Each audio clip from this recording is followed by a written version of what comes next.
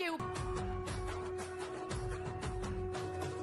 మూడు రంగుల జెండా బట్టి సింగమోలే కదిలినాడు ఒక్కరో కాంగ్రెస్ సూర్యుడు మన రేవంత్ అన్న నిగ్గదీసి అడిగే మునగాడు వీడు భూమిన వానైతాడు బీద సాదల ధైర్యం వీడు.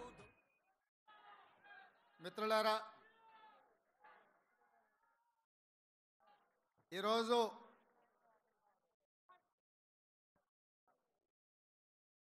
గాంధీ భవన్లో శ్రీమతి సోనియా గాంధీ గారి ఆశీర్వాదంతో శ్రీ మల్లికార్జున్ ఖర్గే గారు మిత్రుడు, శాసన మండలి సభ్యుడు, కాంగ్రెస్ పార్టీ తెలంగాణ కార్యనిర్వాహక అధ్యక్షుడిగా పనిచేసిన సోదరుడు మహేష్ కుమార్ గౌడ్ గారిని, తెలంగాణ రాష్ట్ర కాంగ్రెస్ పార్టీ అధ్యక్షుడిగా రాహుల్ గాంధీ గారి మద్దతుతో నియమించి ఈరోజు వారు పదవి బాధ్యతలు చేపట్టి శ్రీమతి సోనియా గాంధీ గారు, శ్రీ మల్లికార్జున్ ఖర్గే గారు, శ్రీ రాహుల్ గాంధీ గారు ఏ నమ్మకం విశ్వాసం వారి మీద పెట్టుకున్నారో ఆ నమ్మకం విశ్వాసాన్ని కొనసాగించడానికి ఈరోజు రాష్ట్ర శాఖ అధ్యక్షులుగా వారు బాధ్యత చేపట్టడం మనందరికీ ఎంతో ఆనందం, సంతోషకరమైన సందర్భం అని చెప్పి ఈ సందర్భంగా నేను తెలియజేయదలుచుకున్నా.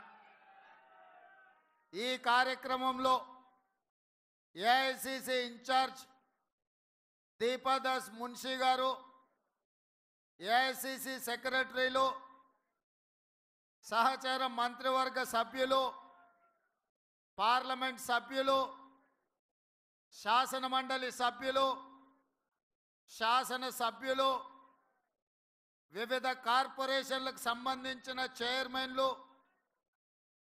రాష్ట్ర కాంగ్రెస్ పార్టీలో వివిధ హోదాలలో ఉన్న నాయకులు, జిల్లా పార్టీ అధ్యక్షులు, మండల పార్టీ అధ్యక్షులు, ప్రాణ సమానులైన కాంగ్రెస్ పార్టీ వేలాది మంది కార్యకర్తలు ఈ కార్యక్రమంలో పాల్గొని మేమందరం నూతనంగా బాధ్యత చేపట్టిన మహేష్ కుమార్ గౌడ్ గారికి అండగా నిలబడతామని విచ్చేసినందుకు మిమ్మల్ని అందరినీ మనస్ఫూర్తిగా నేను అభినందిస్తున్నా, సాదరంగా ఆహ్వానిస్తున్న మిత్రులారా, మీకందరికీ తెలుసు శ్రీమతి సోనియా గాంధీ గారు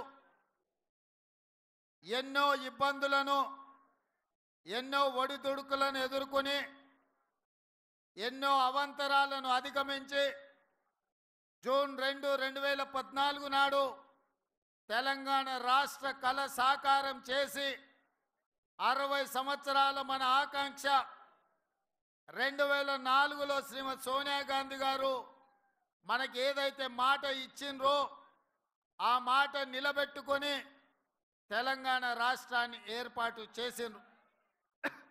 కానీ ఏర్పడిన తెలంగాణ రాష్ట్రంలో 10 సంవత్సరాలు 2 సార్లు ఎన్నికలు జరిగిన వివిధ కారణాల చేత కాంగ్రెస్ పార్టీ అధికారంలోకి రాలేకపోయింది. అందుకే 2014 నుంచి తెలంగాణ ప్రజలు ఎదుర్కొంటున్న సమస్యలను, అపరిష్కృతంగా ఉన్న సమస్యల్ని పరిష్కరించడానికి కాంగ్రెస్ పార్టీ కార్యకర్తలు నానా కష్టాలు ఎదుర్కొని తెలంగాణ రాష్ట్రంలో జరిగిన 3వ ఎన్నికలలో కాంగ్రెస్ పార్టీని అధికారంలోకి తీసుకురావడం జరిగింది. ఇవాళ మిత్రులారా, మీకందరికీ తెలుసు జూన్ 27 నాడు 2021 శ్రీమతి సోనియా గాంధీ గారు నన్ను కాంగ్రెస్ పార్టీ తెలంగాణ శాఖ అధ్యక్షుడిగా నియమిస్తే పెద్దలు ఉత్తమ్ కుమార్ రెడ్డి గారు, పట్టి విక్రమార్క గారి సహకారంతో జూలై 7 నాడు 2021 కాంగ్రెస్ పార్టీ తెలంగాణ శాఖ అధ్యక్షుడిగా బాధ్యత చేపట్టి ఆనాటి నుండి ఈనాటి వరకు దాదాపుగా 38 నెలలు నిరంతరం కాంగ్రెస్ పార్టీ కార్యకర్తలని సమన్వయం చేసుకుంటూ ప్రజా సమస్యల్ని పరిష్కరించుకుంటూ ముందుకు సాగడం జరిగింది.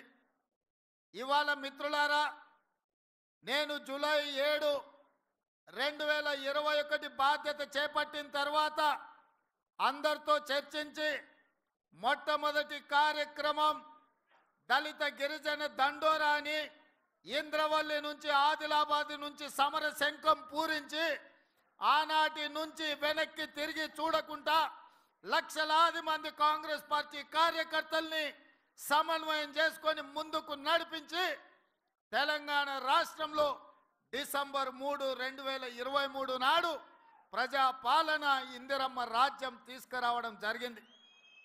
ఇంద్రవెల్లిలో పూరించిన సమర శంఖం, వరంగల్లులో రైతు సంఘర్షణ సభను పెట్టి రైతు డిక్లరేషన్ చేయడం ద్వారా తెలంగాణ రాష్ట్ర లక్షలాది రైతాంగానికి 2 లక్షల రూపాయల రుణమాఫీ చేస్తామని చెప్పి ఆనాడు రాహుల్ గాంధీ గారు మాట ఇవ్వడం జరిగింది. కాంగ్రెస్ పార్టీ, గాంధీ కుటుంబం మాట ఇస్తే మాట తప్పని మడమ తిప్పని నాయకత్వ లక్షణాలు కలిగిన గాంధీ కుటుంబం రాహుల్ గాంధీ గారు ఇచ్చిన మాట మేరకు ఈ సంవత్సరం ప్రభుత్వం ఏర్పడిన 6 నెలలలోపే 2 లక్షల రూపాయల రుణమాఫీ చేసి 18,000 కోట్ల రూపాయలు 23 లక్షల రైతుల ఖాతాలో వేసి వ్యవసాయం దండుగ కాదు, వ్యవసాయం పండుగ అని ఇందిరమ్మ రాజ్యంలో మనము నిరూపించినాం. ఇది కాంగ్రెస్ పార్టీ నిబద్ధత. ఇదే కాదు, సెప్టెంబర్ 17, 2023 నాడు రాజీవ్ గాంధీ ప్రాంగణం తుక్కుగూడ రంగారెడ్డి జిల్లాలో శ్రీమతి సోనియా గాంధీ గారు, శ్రీ మల్లికార్జున్ ఖర్గే గారి నేతృత్వంలో తెలంగాణ రాష్ట్ర కాంగ్రెస్ పార్టీ 6 గ్యారెంటీలను తెలంగాణ ప్రజలకిచ్చి 6 గ్యారెంటీలను ముందు పెట్టుకొని మనం ప్రజల దగ్గరికి వెళ్ళడం జరిగింది. మనం చెప్పిన మానాడు మార్పు రావాలి అంటే, మార్పు కావాలి అంటే కాంగ్రెస్ రావాలి అని తండాలలో, గూడాలలో, మారుమూల పల్లెల్లో ప్రతి పేదవాడి గుండె తట్టి ఈ తెలంగాణ రాష్ట్రంలో పేదలు ఎదుర్కొంటున్న కష్టాలు తీరాలి, రైతులు బాగుపడాలి, విద్యార్థులు చదువుకోవాలి, నిరుద్యోగ యువకులకు ఉద్యోగ ఉపాధి అవకాశాలు రావాలి, ఈ తెలంగాణ రాష్ట్రంలో ప్రజాస్వామ్యం మనుగడ సాగించాలి అని చెప్పి ఆనాడు ఒక పక్కన బట్టి విక్రమార్క గారు, ఇంకొక పక్కన నేను పాదయాత్ర చేపట్టి ప్రతి పేదవాడి దగ్గరికి వెళ్ళడం జరిగింది. సీతక్క, సమ్మక్క సార్లక్క నుంచి సీతక్క నేతృత్వంలో నేను పాదయాత్ర మొదలు పెడితే బట్టి విక్రమార్క గారు ఆదిలాబాద్లో నుంచి పాదయాత్ర మొదలు పెట్టడం జరిగింది. ప్రజల దగ్గరికి వెళ్ళినాం, పార్టీ విధానాలు వివరించినాం. కాంగ్రెస్ అధికారంలోకి వస్తేనే పేదల బతుకులు బాగుపడతాయని ప్రజలకు చెప్పినాం. ప్రజలు విశ్వసించిండ్రు, 6 గ్యారెంటీలను నమ్మిండ్రు. 6 గ్యారెంటీలను దృష్టిలో పెట్టుకొని కాంగ్రెస్కు అధికారాన్ని కట్టబెట్టిండ్రు. అందుకే డిసెంబర్ 3, 2023 నాడు కాంగ్రెస్ గెలిస్తే డిసెంబర్ 7 నాడు మనం ప్రభుత్వాన్ని ఏర్పాటు చేసినాం. వేలాది మంది ముందు ఎల్బీ స్టేడియంలో ప్రమాణ స్వీకారం చేసినాం. 48 గంటలు కూడా ఆగకుండా శాసనసభ సమావేశాలను ఏర్పాటు చేసి మొదటి 2 గ్యారెంటీలను డిసెంబర్ 9, 2023 నాడే ఆడబిడ్డలకు ఆర్టీసీలో ఉచిత బస్సు ప్రయాణాన్ని అందిస్తామని ఇయాలటికి 85 కోట్ల మంది ఆడబిడ్డలు ఈరోజు పొన్నం ప్రభాకర్ గారి నేతృత్వంలో ఉన్న రవాణా శాఖలో ఈరోజు ఉచితంగా బస్సులలో ప్రయాణం చేస్తున్నారు. ఇదే కాదు, పేదవాడికి వైద్యం అందించాలి. సర్కారు దవాఖానకు పోతే మళ్ళీ వస్తాడో రాడో అనే అనుమానం ఉన్న రోజుల్లో యూపీఏ 1 శ్రీ వైఎస్ రాజశేఖర రెడ్డి గారి నేతృత్వంలో రాజీవ్ ఆరోగ్యశ్రీ 2 లక్షల రూపాయలు ఉచిత వైద్యాన్ని పేదోళ్ళకు అందించాలని ఆనాడు రాజీవ్ ఆరోగ్యశ్రీ పథకాన్ని మొదలు పెడితే చంద్రశేఖరరావు వచ్చిన తర్వాత కాంగ్రెస్ పార్టీకి పేరు వస్తుంది, రాజీవ్ గాంధీ పేరును పేదలు తలుచుకుంటారని కుట్రతోని రాజీవ్ ఆరోగ్యశ్రీని నీరు గార్చడం జరిగింది. కానీ కాంగ్రెస్ పార్టీ అధికారంలోకి వచ్చిన 48 గంటల లోపలే రాజీవ్ ఆరోగ్యశ్రీని 10 లక్షల రూపాయలకు పెంచి ప్రతి పేదవాడిని ఆదుకుంటాం. ఏసేదో అపోలోలో శ్రీమంతులే కాదు, పేదవాడు కూడా మహారాజులాగా వెళ్ళి వైద్యం చేయించుకొని ఇంటికి వెళ్ళే విధంగా 10 లక్షల రూపాయల రాజీవ్ ఆరోగ్యశ్రీని 48 గంటల్లోనే అమలు చేసి కాంగ్రెస్ పార్టీ పేదల ప్రభుత్వం అని నిరూపించినాం. ఇదే కాదు, వ్యవసాయానికి ఉచిత కరెంట్ ఇచ్చింది కాంగ్రెస్. ఆనాడు అదే ఎల్పి స్టేడియంలో వైఎస్ రాజశేఖర రెడ్డి గారు ఉచిత కరెంటు కోసం సంతకం పెట్టిండు. ఆ స్ఫూర్తితో వ్యవసాయానికే కాదు, పేదవాళ్ళ ఇళ్లలో కాంతులు వెలగాలి, వాళ్ళ కళ్ళల్లో ఆనందం ఉండాలి అని ప్రతి పేదవాడి ఇంటికి ఉచిత కరెంటునిచ్చి 200 యూనిట్లు ఈనాడు లక్షలాది కుటుంబాలకు వాళ్ళ ఇళ్లలో ఉచితంగా కరెంట్ ఇచ్చినాం.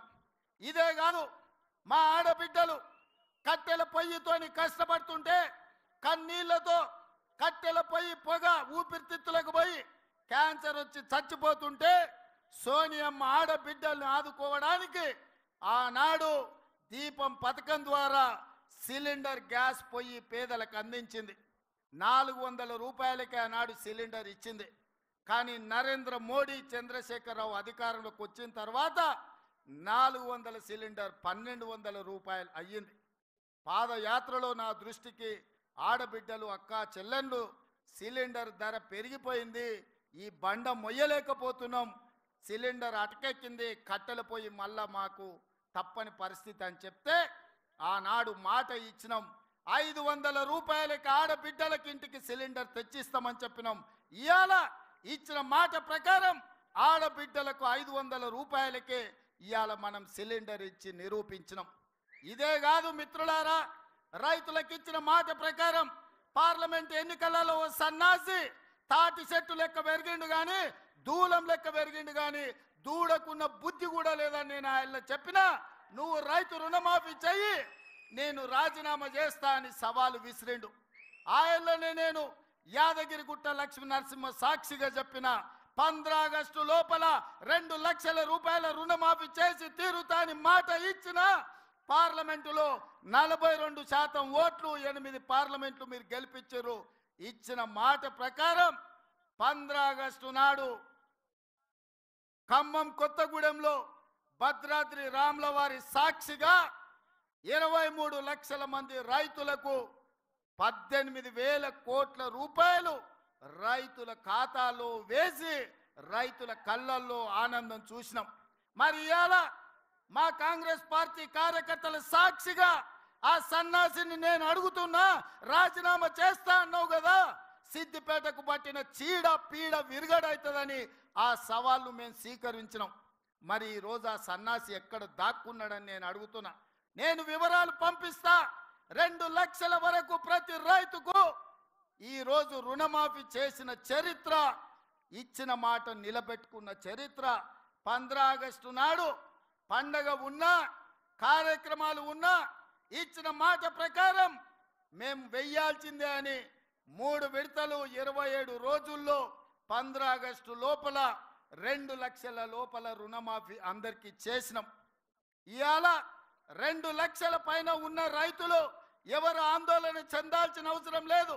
2 లక్షల పైన రుణమా ఉన్నవాళ్ళు 2 లక్షల పైన ఉన్న రుణాన్ని మీరు బ్యాంకులో చెల్లించండి. మీరు చెల్లించిన మరుక్షణం ఆ 2 లక్షల రూపాయలను కూడా మీ ఖాతాలో వేసే బాధ్యత మా ప్రభుత్వం తీసుకుంటుందని చెప్పి నేను ఆ రైతాంగానికి తెలియజేస్తున్నా. ఇదే కాదు, పెద్దలు ఉత్తమ్ కుమార్ రెడ్డి గారి నేతృత్వంలో ఉన్న సివిల్ సప్లైస్ కార్పొరేషన్ ద్వారా రైతులకు 500 రూపాయలు వడ్లకు బోనస్ ఇస్తామని చెప్పినాం. రాబోయే పంటలో రైతులు పండించే సన్న వడ్లకు 500 రూపాయలు బోనస్ ఇస్తామని ప్రకటించినాం. దానికోసం 2000 కోట్ల రూపాయలు ఈ రోజు బడ్జెట్లో కేటాయించినాం. ఉత్తమ్ కుమార్ రెడ్డి గారి నేతృత్వంలో సన్న వడ్లు పండించిన ప్రతి రైతుకు 500 రూపాయలు బోనస్ ఇచ్చి ఆదుకునే ప్రభుత్వం మాది. ఇది రైతు రాజ్యమని నేను ధైర్యంగా చెప్పగలను. అందుకే మిత్రులారా, ఇదే కాదు, తెలంగాణ ఉద్యమమే నిరుద్యోగ సమస్య, తెలంగాణ త్యాగాలే ఉద్యోగ సమస్య. 10 సంవత్సరాలు ఎవరికి ఉద్యోగాలు ఇవ్వలే, నిరుద్యోగుల సమస్య పట్టించుకోలే. పాదయాత్ర సందర్భంగా నిరుద్యోగ యువకులకు, కాకతీయ ఉస్మానియా యూనివర్సిటీ విద్యార్థులకు నేను మాట చెప్పిన, కేసీఆర్ కేటీఆర్ ఉద్యోగం ఊడగొట్టండి, వేలాది ఉద్యోగాలు మీకు ఇచ్చే బాధ్యత నాది అని. ఆ మాట ప్రకారం కేసీఆర్ కేటీఆర్ ఉద్యోగాన్ని మీరు ఊడగొట్టినరు. 90 రోజుల్లో 30,000 ఉద్యోగాలు ఇదే ఎల్బీ స్టేడియంలో ఇందిరమ్మ పాలనలో కాంగ్రెస్ ప్రభుత్వం ఉద్యోగ నియామక పత్రాలు నిరుద్యోగులకు ఇచ్చింది. ఇదే కాదు, 30,000 నియామకాలనే కాదు, 35,000 ఉద్యోగ నోటిఫికేషన్లు ఇచ్చినాం. ఇవాళ పోటీ పరీక్షలకు నిరుద్యోగులు ప్రిపేర్ అవుతున్నారు. ఈ సంవత్సరం ఆఖరు లోపల ఇంకొక 35,000 ఉద్యోగాలు ఇచ్చే బాధ్యత మాది అని చెప్పి ఈ సందర్భంగా నిరుద్యోగ యువకులకు నేను మాట ఇస్తున్నా. ఇదే కాదు, మొదటి సంవత్సరంలో 65,000 ఉద్యోగాలు. ఈ దేశంలో ఏ రాష్ట్రం కూడా నిరుద్యోగులకు ఉద్యోగ అవకాశాలు ఇవ్వలేదు. అదొక్క తెలంగాణ రాష్ట్రంలోనే మనమే ఇచ్చినామని గర్వంగా నేను ఈ సందర్భంగా తెలియజేస్తున్నా. అందుకే మిత్రులారా, ఇవాళ మీరు ఆలోచన చేయండి. ప్రభుత్వం అద్భుతమైన కార్యక్రమాలు తీసుకొని ఈరోజు నిరుద్యోగ సమస్యను పరిష్కరించుకుంటూ టీచర్ల ట్రాన్స్ఫర్లు 10 సంవత్సరాలు, 10 కాదు 18 సంవత్సరాలు జరగలేదు. 35,000 మంది టీచర్లను బదిలీ చేసి 19,000 మంది టీచర్లకు ప్రమోషన్లు ఇచ్చి వాళ్ళ సమస్యలు పరిష్కరించిన చరిత్ర కాంగ్రెస్ పార్టీది. పాఠశాలల్లో విద్యుత్తు లేక కంప్యూటర్లు ఇచ్చినా బిల్లులు కట్టక వాళ్ళు కంప్యూటర్లు వాడలే. అందుకే పాఠశాలల్లో ఉచిత విద్యుత్తునిచ్చి చదువుకునే విద్యార్థులను ఆదుకునే ప్రయత్నం చేసినాం. ఇదే కాదు, చదువుకునే డిగ్రీ పట్టా పొందినా సరైన ఉద్యోగం వస్తలేదు, డిగ్రీలు చేతులు పట్టుకొని నిరుద్యోగులుగా తిరుగుతున్న వాళ్లకు సాంకేతిక నైపుణ్యాన్ని నేర్పించాలి అని యంగ్ ఇండియా స్కిల్స్ యూనివర్సిటీని ప్రారంభించి ఈరోజు దేశానికి ఆదర్శంగా నిలబడ్డ రాష్ట్ర ప్రభుత్వం ఏదైనా ఉంది అంటే అది తెలంగాణ రాష్ట్ర ప్రభుత్వం. ఇదే కాదు, మన ఒలింపిక్స్లో మీరు చూసిండ్రు, భారతదేశం ఉత్త చేతులతోనే వచ్చింది. 140 కోట్ల జనాభా ఉండి 50% పైగా యువత ఉన్న భారతదేశం ఈరోజు ఒలింపిక్స్లో ఒక్క మెడల్ కూడా రాలేదు అంటే ఈ దేశానికి అవమానం కాదా? నరేంద్ర మోడీ గారు, మీరు ఆలోచన చేయండి. అందుకే సౌత్ కొరియాకి వెళ్ళి, సౌత్ కొరియాలో మొత్తం ఆ దేశమే మన తెలంగాణ రాష్ట్రం అంత ఉంటుంది. అట్లాంటి దేశం దాదాపుగా 36 మెడల్స్ కొట్టింది. ఒక్క సౌత్ కొరియన్ స్పోర్ట్స్ యూనివర్సిటీలో 16 మందికి మెడల్స్ వచ్చినాయి. ఒకే అమ్మాయి 3 గోల్డ్ మెడల్స్ కొట్టింది. నేను అక్కడికి వెళ్ళి వాళ్ళని చూసిన. అక్కడ వాళ్ళకు ప్రభుత్వం కానీ ప్రైవేట్ వాళ్ళు కానీ ఆ యువకులకు సరైన శిక్షణ ఇవ్వడం వల్ల వాళ్ళు ఒలింపిక్స్లో మెడల్ కొట్టినారు. అందుకే తెలంగాణ రాష్ట్ర ప్రభుత్వం ఒక దీక్ష పూనింది. తెలంగాణలో ముఖ్యంగా sports university, young India sports university ప్రారంభించడం ద్వారా 2028లో ఈ దేశం తరఫున ఒలింపిక్స్లో బంగారు పతకాన్ని సాధించే బాధ్యత తెలంగాణ తీసుకుంటుంది. అందుకే స్పోర్ట్స్ యూనివర్సిటీని ఇవాళ మనం తెలంగాణ రాష్ట్రంలో మనం ప్రారంభించుకుంటున్నాం. ఒక పక్కన ఇన్ని మంచి కార్యక్రమాలు తీసుకొని దేశానికి ఆదర్శంగా నిలబడే పనులను మనం చేపడుతుంటే ఔటర్ రింగ్ రోడ్ ఆనాడు అంతర్జాతీయ ఎయిర్పోర్టును రాజశేఖర రెడ్డి గారు ఉన్నప్పుడు నిర్మిస్తే హైదరాబాదు నగరం అంతర్జాతీయ నగరంగా ప్రఖ్యాతి పొందింది. ఇవాళ రీజనల్ రింగ్ రోడ్ RRR కోసం కోమటిరెడ్డి వెంకటరెడ్డి గారు, నేను ప్రధానమంత్రిని, రవాణా శాఖ మంత్రిని ప్రతి ఒక్కరిని కలిసి రీజనల్ రింగ్ రోడ్డు తీసుకొచ్చి ఈ నగరాన్ని విశ్వ నగరంగా మార్చడానికి ఈరోజు మేము ప్రయత్నం చేస్తున్నాం. తొందరలోనే మనకు రీజనల్ రింగ్ రోడ్డు రాబోతుంది. ఇదే కాదు, కులీ కుతుబ్ షాహీ నిజాం హైదరాబాద్ నగరాన్ని నిర్మిస్తే రెండవ నగరం సికింద్రాబాద్ను బ్రిటిషర్స్ నిజాం నిర్మించిండు. సైబరాబాద్ను చంద్రబాబు నాయుడు రాజశేఖర రెడ్డి నిర్మించిండు. మరి ఈనాడు ఈ ప్రభుత్వం కాంగ్రెస్ పార్టీ ఫోర్త్ సిటీని ఫ్యూచర్ సిటీని ముచ్చర్లలో నిర్మించబోతుంది. ప్రపంచానికి ఆదర్శంగా ఉండే అధునాతనమైన నగరాన్ని నిర్మించే బాధ్యత మన ప్రభుత్వం తీసుకున్నది. మరి ఇన్ని కార్యక్రమాలను తీసుకున్నప్పుడు మిత్రులారా, ముఖ్యమంత్రిగా ఒకవైపు పనులను నిర్వహిస్తూనే పార్టీ కార్యక్రమాలను కూడా జోడెద్దుల్లాగా మనం ముందుకు తీసుకెళ్ళాలి. అందుకే ఈనాడు శ్రీమతి సోనియా గాంధీ ఖర్గే గారిని నేను కలిసి పార్టీ అధ్యక్షుడిగా పూర్తి సమయాన్ని ఇచ్చే నాయకుడిని నియమించండి, తద్వారా ప్రభుత్వం తీసుకుంటున్న నిర్ణయాలు, ప్రభుత్వం చేపడుతున్న సంక్షేమ కార్యక్రమాలు, ప్రభుత్వం చేస్తున్న అభివృద్ధిని గ్రామాలలో, తండాలలో, గూడాలలో, మారుమూల పల్లెల్లో తెలంగాణ రాష్ట్రంలో ఉండే 4 కోట్ల ప్రజలకే కాదు, ఈ దేశంలో ఉండే 140 కోట్ల ప్రజలకు ఒక ఆదర్శ రాష్ట్రంగా తెలంగాణను తీర్చిదిద్దాలి అంటే పూర్తి సమయాన్ని కేటాయించే రాష్ట్ర అధ్యక్షుడు ఉండాలి, క్రియాశీలకంగా పనిచేయాలి, కార్యకర్తలతో సమన్వయం చేసుకునే వాడిని వెయ్యండి అని చెప్పి అధిష్టానానికి మేము అందరం చెప్పినాం. అన్ని రకాలుగా ఆలోచన చేసి బలహీన వర్గాలకు సముచితమైన స్థానం ఇవ్వాలి. 3 సంవత్సరాల కార్యనిర్వాహక అధ్యక్షుడిగా ఎల్లవేళల గాంధీ భవన్లో కార్యకర్తలకు అండగా నిలబడి ప్రతి వాడికి విశ్వాసం కల్పించి ఈనాడు కాంగ్రెస్ అధికారంలో రావడానికి తనదైన పాత్ర పోషించిన మహేష్ గౌడ్ని అలా సోనియా గాంధీ గారు, ఖర్గే గారు రాష్ట్ర పార్టీ అధ్యక్షుడిగా నియమించిండు. ఇవాళ ప్రభుత్వం చేసే ఎంత గొప్ప కార్యక్రమం అయినా పార్టీ నాయకత్వం ప్రజలకు తీసుకుపోయినప్పుడే దానికి ప్రయోజనం ఉంటుంది. మన్నటి గెలుపు సెమీఫైనల్సే. 2023 తెలంగాణలో రాష్ట్ర ప్రభుత్వాన్ని ఏర్పాటు చేయడం అంటే నేను పిసిసి అధ్యక్షుడిగా ముందుకు నడిపించింది, సిఎల్పిగా బట్టి విక్రమార్క గారు నడిపించి గెలిపించింది సెమీఫైనల్స్ మాత్రమే అని నేను చెప్పదలుచుకున్నా. వాస్తవంగా ఫైనల్స్ 2029లో ఉన్నాయి. ఢిల్లీ ఎర్రకోట మీద మువ్వన్నెల జెండా ఎగిరేసినప్పుడే, నరేంద్ర మోడీని ఓడించి రాహుల్ గాంధీని దేశానికి ప్రధానమంత్రిని చేసినప్పుడే ఈ దేశంలో మనం ఫైనల్స్ గెలిచినట్టు మిత్రులారా. అందుకే మిత్రులారా, 94 నుంచి 2004 వరకు 2 సార్లు టీడీపీ గెలిచింది. 2004 నుంచి 2014 వరకు 2 సార్లు కాంగ్రెస్ గెలిచింది. 2014 నుంచి మొన్నటి ఎన్నికల వరకు టిఆర్ఎస్ 2 సార్లు గెలిచింది. ఇప్పుడు నేను మీ ముందు గర్వంగా సగర్వంగా చెప్పదలుచుకున్న 10 సంవత్సరాలు నిరంతరాయంగా ఈ రాష్ట్రంలో కాంగ్రెస్ అధికారంలో ఉంటుంది. 2029 పార్లమెంటు ఎన్నికల్లో తెలంగాణ రాష్ట్రం నుంచి 15 పార్లమెంట్లు గెలిపించి రాహుల్ గాంధీని ప్రధానమంత్రిని చేసినప్పుడే మనం ఫైనల్స్ గెలిచినట్టు. అప్పటి వరకు ఎవరు విశ్రమించొద్దు, ఎవరు సెలవు తీసుకోవద్దు, ఎవరు నిరాశ చెందొద్దు, మనందరం సమన్వయం చేసుకోవాలి.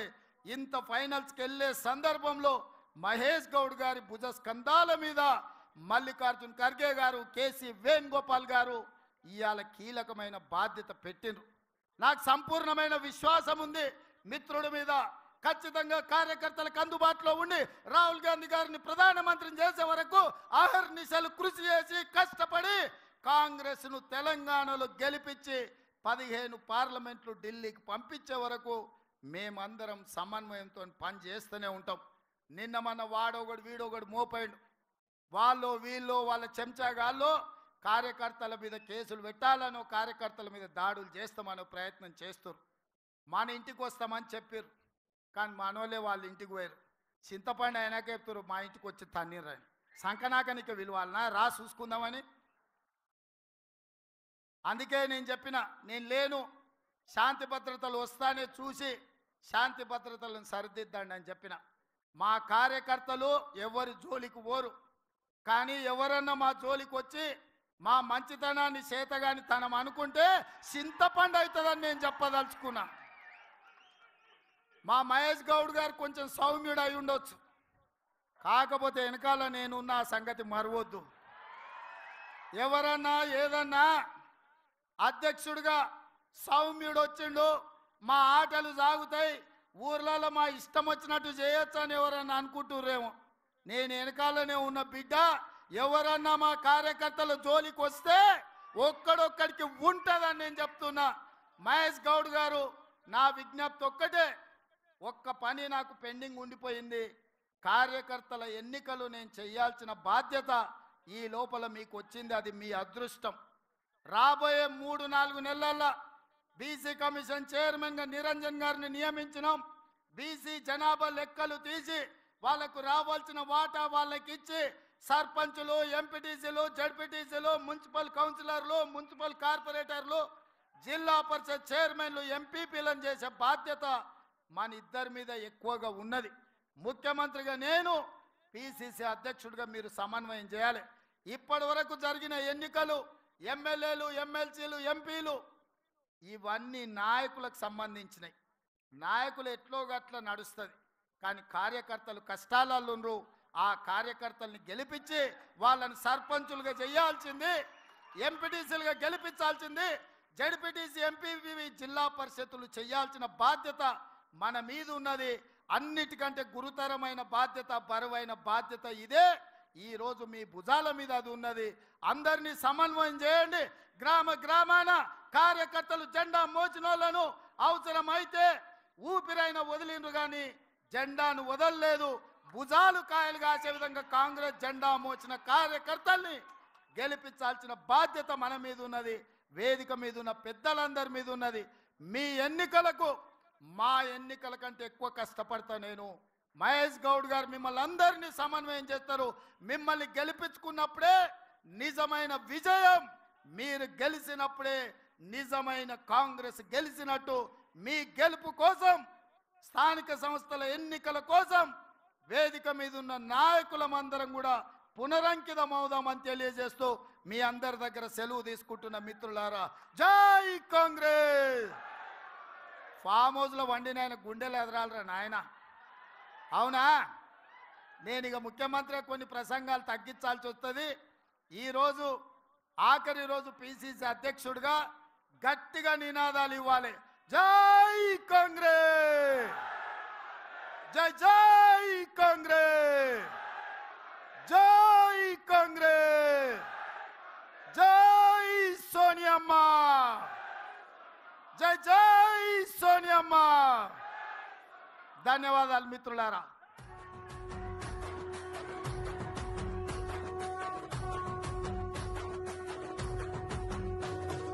మూడు రంగుల జెండా బట్టి